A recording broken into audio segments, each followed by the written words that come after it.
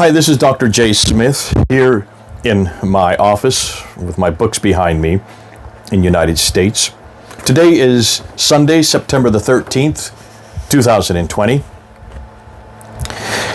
And I'm rather saddened because of what has happened to my colleague and friend, Hatun Tash, there in England earlier this afternoon at Speaker's Corner in London. Hatun Tash has regularly been going down to the corner, and today, for the first time that in my memory that I've known of, she had to be escorted out of the corner, surrounded by Muslims that were yelling at her and screaming at her, full of hateful things towards her. Now, you might say, okay, she deserved it because she is very provocative, and Hatun is very provocative. Hatun is one of the few I know that is able to stand her ground. Here is this one little woman. She's just a little over 5 foot tall. And yet she stood up against all these men for over an hour. I've only seen what Soko Films has filmed, and they only filmed about an hour's worth. You can go up on Soko Films and see what happened this afternoon there at the corner. And I would encourage you to do that because I think you need to see the whole film to understand the context.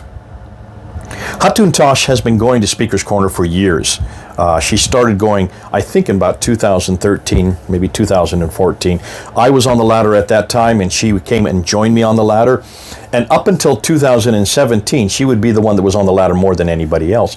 And we were always trained that we always stick to the subject, never waffle, never go off, never let the Muslims control the subject, always maintain control of the argument, and always make sure that Islam is put onto its back foot and that the Bible is defended, that the Qur'an is confronted, that Jesus is defended, and Muhammad is confronted. We do that all the time. And the reason why is because Speaker's Corner is really the only place you can do that. It's the last bastion of freedom of speech. And this is what I want to talk about tonight. This is the last bastion that I know of anywhere in the world where you can say anything you want and you can confront Islam at its foundations, which Hatun has been doing. She did it with me for 3 years, and for the last 3 years, she's been doing it by herself, surrounded by her team, some of whom were there this afternoon, earlier. But there has been a particular hatred for Hatun more than anybody else.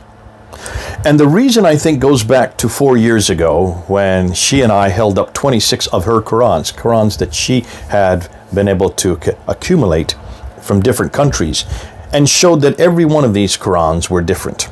Every one of them, in Arabic, had differences. And that there were about 30 official ones that we've now found out. These are known as the Qira'at or the Ahruf. Muhammad Hijab was in the audience at that time, and so he called all the Muslims to leave the ladder where we were at, showing some of the differences to the Muslims that were curious. He didn't know what to do with this material. He'd never seen this before, and he certainly did not want other Muslims to see what we were saying. That was 4 years ago, 2016. We're now in 2020, and you all know what happened on June 8th. On June 8th, the same Muhammad Hijab went and he asked Yasir Qadhi, Dr. Yasir Qadhi, probably one of the most influential Muslims in the United States today, about these different Qur'ans, and he wanted to know what was his response. And his response is, we don't ask questions like this. We do not bring this up in public. This is one of the most difficult questions that the narrative of Islam, the narrative on these on the Quran, on these problems has holes in it. And that's where the phrase, a stock phrase that has been used now, the narrative has holes in it. What he's really saying is that the Quran has holes in it. There are many holes in the Quran. Not just this, but this is probably the most difficult for Muslims to respond to, because every Muslim, doesn't matter whether they are radical or nominal or liberal, that every Muslim has been told that the Quran is always been one, that it has never changed, that every word, every letter, even some would say even every dot and every vowel is exactly the same in the Quran that we have today, this one here, the Hafs Quran, as that which was revealed to Muhammad between 610 and 632, which was written down by Zayd ibn Thabit in 632 to 634, then rewritten a second time in 652 under the authority of Uthman. And so that this Quran that I have in my hand today is exactly like that. And you've heard me say this many times before. This is nothing new. Now here suddenly in this interview on June 8th, Yasser Qadhi finally had to admit, after 25 minutes of not wanting to answer the question, which Quran, which of these 30 different Qurans, would it be the Hafs, would it be the Ibn Kathir, would it be Qalun's, would it be Warsh, which one of these Qurans is the one that was revealed to Muhammad, which is the one that was then written by Uthman, and his response was, they're all the Quran, all 30 of them. Now that happened on June 8th, so just 3 months ago. Hatun immediately went down to the corner. Every Sunday she took a Quran with her. Every Sunday she would hold up that Quran and ask question after question after question. What about these holes in your narrative? What about the holes in your Quran? Finally, she even drilled holes into the Quran. And I'm going to show you two around. Look at these right there. She's holding it up. That is the problem. And people who follow this book are putting the human life in danger. So she held up the Quran with holes in it. Highly offensive to Muslims. Yes, this is highly offensive. It's just like what David Wood did a few weeks ago by tearing some of the pages out, putting it in his mouth, chewing it, and then spitting it out. That's highly offensive to Muslims. As offensive as burning Qurans, which is exactly what Uthman did. He burned all the Qurans that disagreed in 652. That's in Sahih al-Bukhari, volume 6, hadith number 510.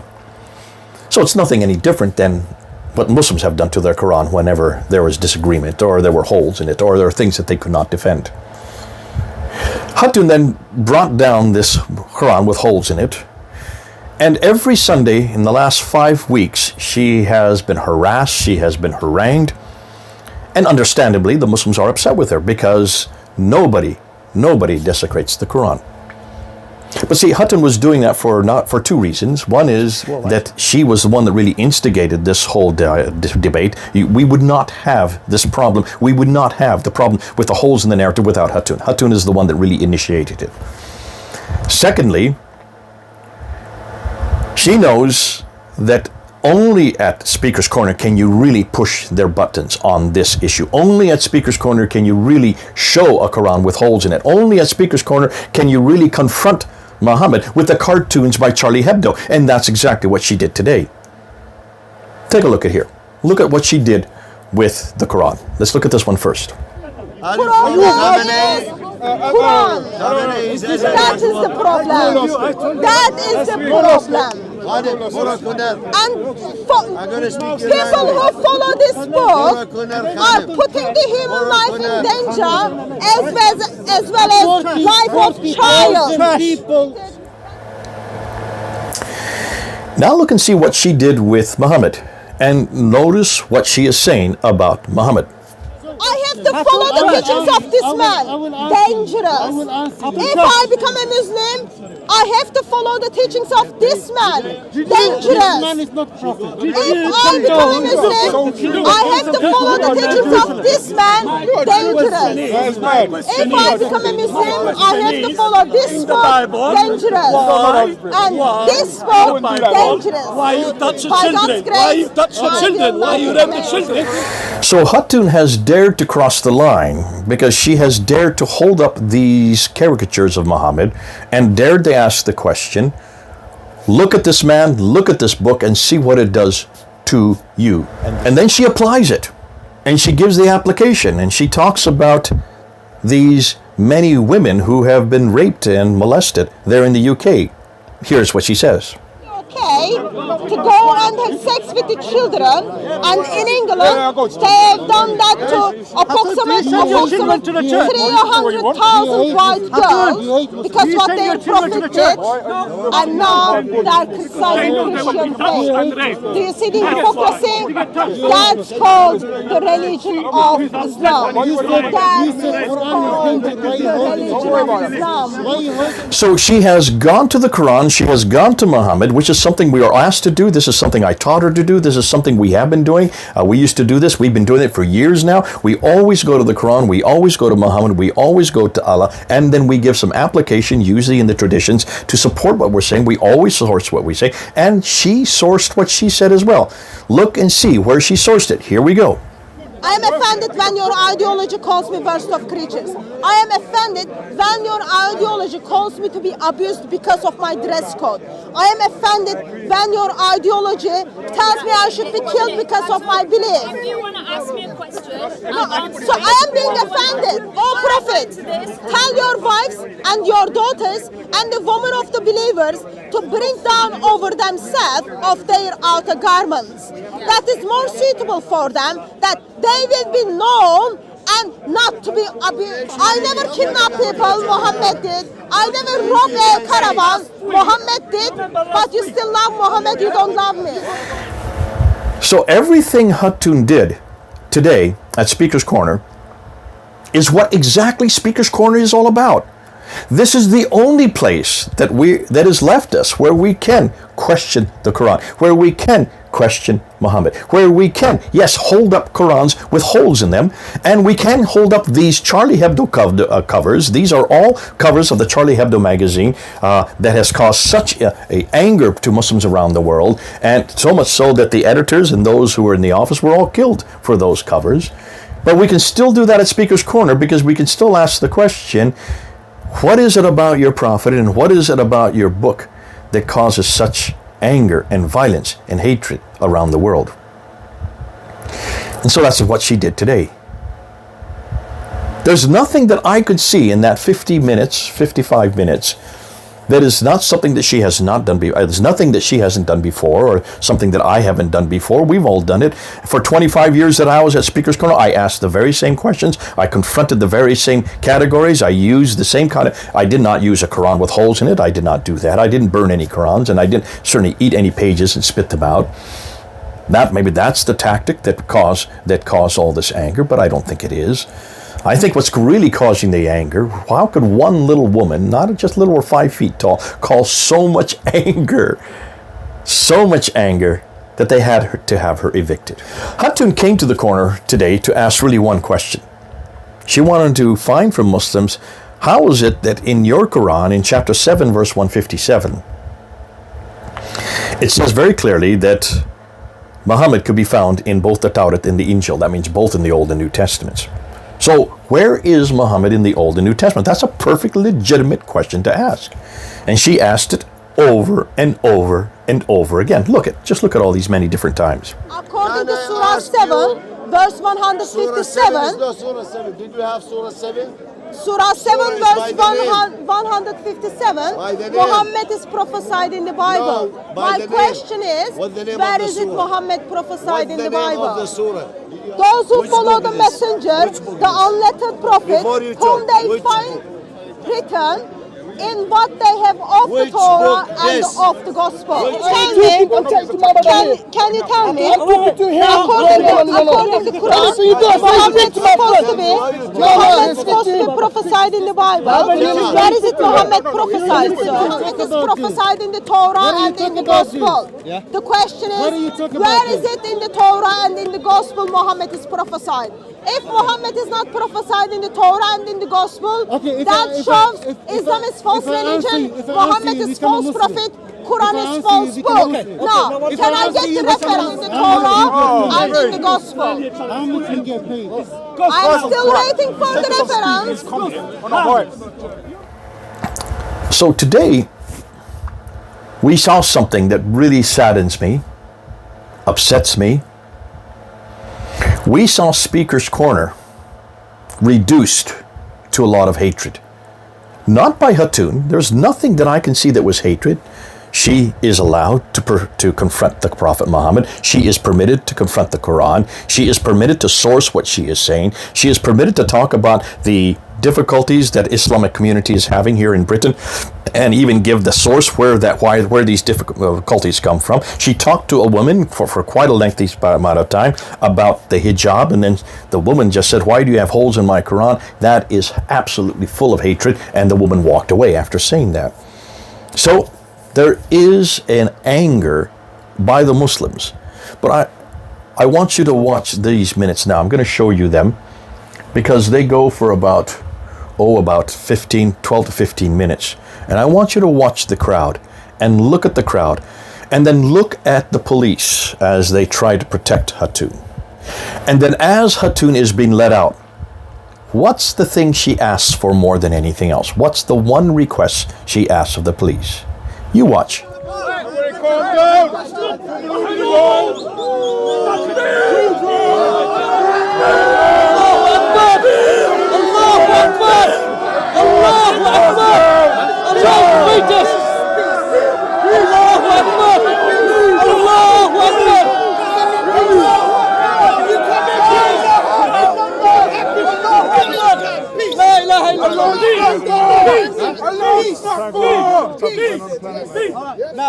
Now, I asked her the question about 60 times. What did you just say? Sir, control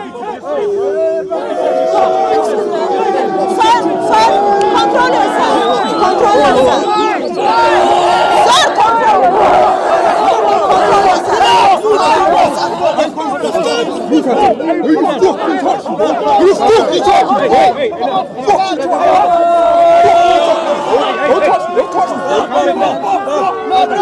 It's probably time to take a break. What are you gonna do? What are you gonna do, bro? What are you gonna do? What are you gonna do, bro? Can you control the Muslims, please? Can you control the Muslims, please?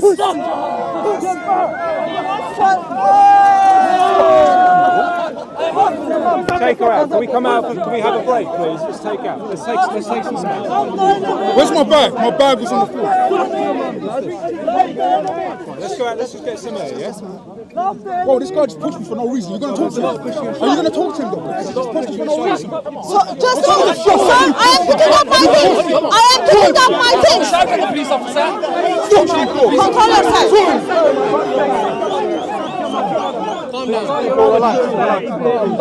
Bro, I didn't do nothing to the guy and he just pushed me for no reason. What the fuck is wrong with you people?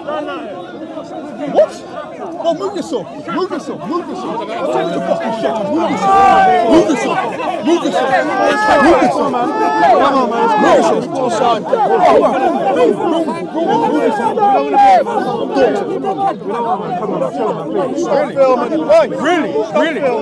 yourself. Really? I'm what? Okay, go to the side, guys. We want to just go take these people away. No, take next.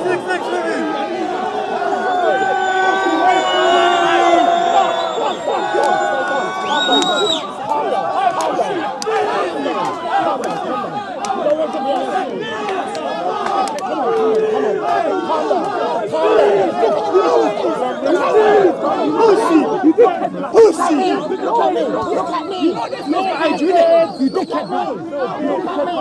Look at me! Don't move on! Pussy! Brother, just a moment. I'm not moving away because Muslims are You need to go. You need to go. You're a hate preacher. I am not going anywhere. Who are you to say? Are you that sticky bitch? Who are you to say? Boys, watch, he's a cage fighter. Who are you to He's say? a cage fighter. Hate preacher. Your Quran is the biggest hate preacher. What are you gonna do? That is beautiful language. That is beautiful language. Beautiful language. Allahu al-Askar. La ilaha illallah.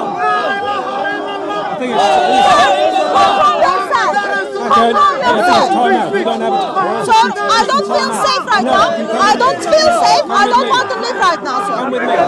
I don't feel safe. For my brothers. I don't feel safe for my brothers. Shaitan has become a Muslim. Shaitan has become a Muslim. You come with me. So I don't feel safe for my brothers. I cannot leave them here. I cannot leave them here. Christians, I don't feel safe for them. I cannot be them. Take Muslims out. Take Muslims out. I don't, sir, I don't feel safe for my Christians.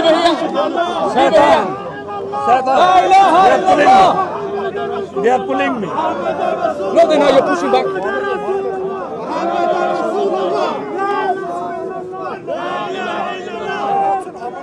Sir, what's your language? What's your language? You're a hate preacher. What's your language? You're a hate preacher. I am. Yes, I am. Hate preacher. You should Amına koyayım. Well done. Well done. hate preacher. Right. Miss. I want you to leave the park now. Sir, I don't feel safe for my Christian brothers. I don't feel safe for my Christians. I don't feel safe. I don't feel safe for. I don't feel safe for my Christian brothers right now. Make you safe because you can't It's not stay about up. me. I don't feel safe. I don't feel We'll all go safe together. for my Hatun, Christian we'll go together. brothers. We'll go together. Madam, you've got to come out. Don't pull me, don't pull me. Well, you come with us, walk with me. We'll go together. Don't pull me. Okay, We're not, but don't your pull me. presence is causing trouble. Please walk with me. You're a hate Okay, preacher. Let's go. I want to Let's go now. I'll take your back. Stop it! Trying to help. Stop it! Just stop it! Stop it! Sister, move from that group. So, my Christian sisters and brothers in the crowd, I don't feel safe for them. Do you understand that? My Christians are over there. The focus is on you right now, so we need to get you. It is. Sir, All I the want cameras my are on us. I want my Christian Let's go. brothers. Let's go. Come on. If you resist, you'll be arrested. Sir, you're hurting my arm. Sir, you're hurting my arm. Sir, you're hurting my arm. You're كلمة قبطية مصرية أصلية لعنة الله عليكم كلمة قبطية صالح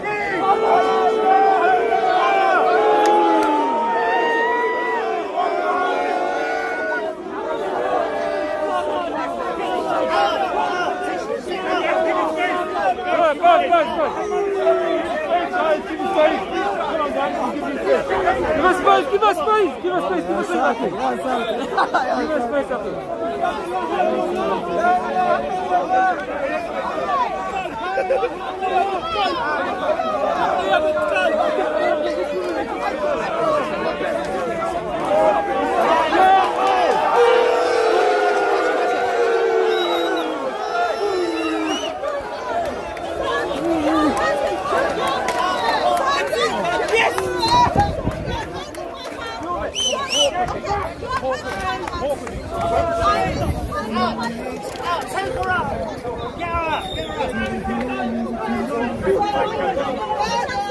Go. Yeah, mate.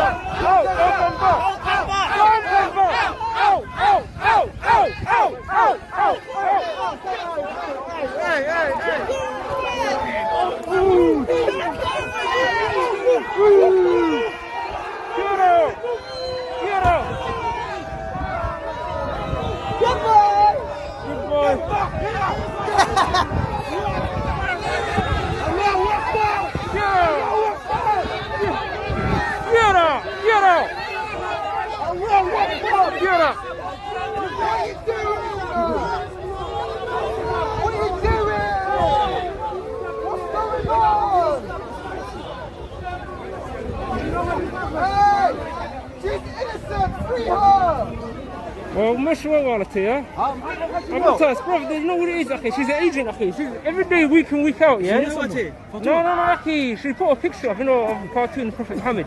Yeah. And she was like, oh look, this is your prophet. Your prophet is this. Your prophet is that. And she put a hole in the Quran, innit? She's like, your Quran is your Allah is this, brother. Okay, this woman has gone next level, okay. Yeah, Hatun, bro. Okay, she's the next level. She's like the new turn now, literally. Wallahi, it's dangerous, okay, this woman. And the last thing the man says is this woman is dangerous. A woman hardly over 5 feet is dangerous. Why is she so dangerous? What is it that's so dangerous about Hatun? Where is this hatred they're all talking about? I didn't see anything that was hatred other than the fact that she was holding up a book with holes in it. If you define that as hatred, then I would suggest that you don't understand what caricature is all about. If talking and holding up those covers from Charlie Hebdo magazine is hatred, then we're doomed. Because we've already seen what happens to those who have done that there in Paris. If forcing people to come back to the holes in the narrative, forcing people to come back to these problems with the different Qur'ans, is forcing the people to come back and deal with chapter 7, verse 157, and show that there's nothing in the Bible about Muhammad, which then shows that this is false, proving that Muhammad is a false prophet. That's really all that she was saying. She kept on repeating that throughout the afternoon. If that is the problem here, then I think Muslims have an awful lot to answer for, but I don't think that's the problem. I think the real problem is Muslims do not know how to deal with free speech. Muslims do not know how to deal with hard-hitting questions. Muslims are not used to being confronted by such a small woman, such a frail woman. She had to have her Christian brothers around her to protect her. Just really, I only saw 2 or 3 of them, that's all. One black, one white. They were the brothers that were there to protect her against this crowd that was baying and yelling, chanting against her. And as they led her away, did you notice they were yelling Takbir, La ilaha illallah, Muhammadur Rasulullah. They were going into their chants. They were having victory. And see, this is what Islam's all about. They only know power. And they can only use that power in the context of violence. And if they can't do it, they'll make sure the police do it for them. They were hiding behind the police today. They were hiding behind the police today. But those of us who are watching that, I hope you pick it up, for me especially, this is a bad day. This is a sad day for Speaker's Corner. This is a bad day. This is a sad day for freedom of speech. If the police cannot protect our freedom of speech, at the one institution that's the bastion for freedom of speech and has been so for 160 years, Speaker's Corner is known as the one place where you can say anything you want. You can deny the Holocaust there. Yes, you can. You can even slag off the Queen there. That's the one place you're allowed to do it. And here is one little woman who happened to come across a real hole in the narrative of Islam. 26 Qur'ans, now it's up to 37, that do not agree with each other, showing that there are many different Qur'ans, all written between the 8th and 10th century. And they could not let her stay at the corner. They had to surround her, they had to throw hate and vitriol at her, and the police finally had to come in and protect her. I asked you to listen to how she responded. Now they were hurting her arm, and she talked about her arm, but what was the thing she kept on repeating? What about my Christian brothers? Don't worry about me. I want to make sure that my Christian brothers were okay. She was more concerned for her Christian brothers than she was for herself. Bless her. That's so typical of Hatun. Listen, I've known her for about 8 years now. I know her well. I've been on her team. I've been her teammate. I've been her leader. I've driven her home many times, had long talks, theological discussions with her. I've been on the ladder with her for 3 years. I know exactly how Hatun thinks. And this is typical of Hatun. This is typical. She doesn't really care about herself. She knows, and she said it many times, that they will probably finally kill her. She's been beaten up. She's had ribs broken. She's had her foot broken. She's almost had her neck broken from being hanged. And I know that Hatun will want to go back to Speaker's Corner again, and maybe they'll let her go back. But what's really sad for me today is, after seeing all that and realizing that the police had to come to protect her and the others that were there, what really got hurt today was not Hatun and was not the Christian brothers. What really got hurt today, what really, I think, got wounded, was our capacity to confront that which needs confronting. This book does need confronting. Muhammad does need confronting. Allah does need confronting. Islam needs confronting. And Muslims need confronting. And they need to grow up and stop acting like bullies. What I saw today was bullying at its worst. The police were between a rock and a hard place. They've already gone to her house a number of weeks back and asked her not to come to Speaker's Corner because they could not promise her that they could protect her. Even the police cannot protect little Hatun. Folks, you need to write in. You need to get angry. And you need to say, this is enough. Islam, you need to shut your bullies up. You need to grow up, and you need to live in the 21st century. This is not a Muslim country. Britain is not a Muslim country. London is not a Muslim city. Islamic law does not rule in the UK. And Speaker's Corner is not your territory.